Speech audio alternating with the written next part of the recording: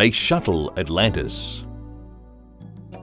Here, it's approaching 1 minute 57 seconds after liftoff. The next event is burnout and separation of the twin solid rocket boosters.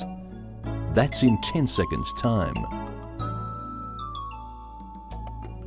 With their fuel expended, they're jettisoned from the orbiter in a fiery display 31 miles above the Earth.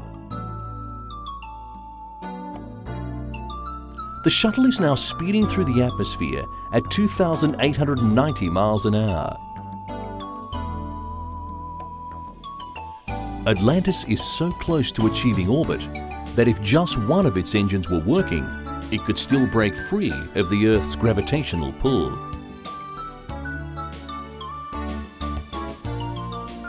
Day 2 of the mission saw the Atlantis crew continue its pursuit of the International Space Station.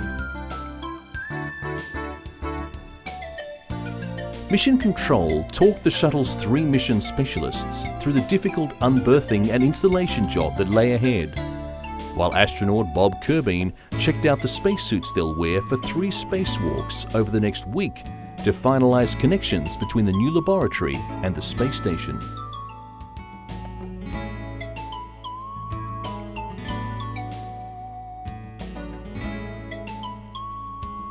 As suit checks were conducted on the lower deck of Atlantis, Commander Cockrell and pilot Mark Polanski fired Atlantis' thrusters to adjust the rate at which the shuttle was closing in on the International Space Station. By day 3, Atlantis was only 9 miles behind the space station, as pilot Mark Polanski prepared for a final targeting burn. And while the crew were preparing to inch Atlantis towards the station's docking module, Marcia Ivins wasn't about to let a bad hair day slow her down. Expedition 1 Commander Bill Shepard, pilot Yuri Gutsenko, and flight engineer Sergei Krikalev awoke to see the shuttle's arrival. Now in their 101st day in orbit, Atlantis was certainly a sight for sore eyes. With the space station crew monitoring from inside the Zvezda module, it was time for Cockrell to maneuver the shuttle towards the station's pressurized mating adapter. As the vehicles crossed towards the northeast of New Guinea, Atlantis docked with the station. Leak and pressure checks between the 2 vehicles were completed, and all that was left to do was to open the connecting hatch and meet the new neighbours.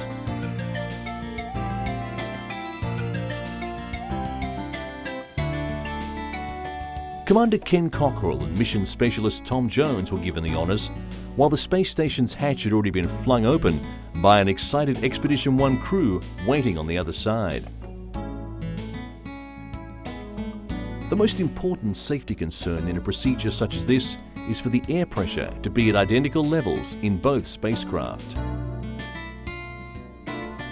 And while Yuri and Sergei would have liked nothing more than to have greeted their visitors right away, setting up a vital command and control backup computer had to come first before any warm welcomes could be made.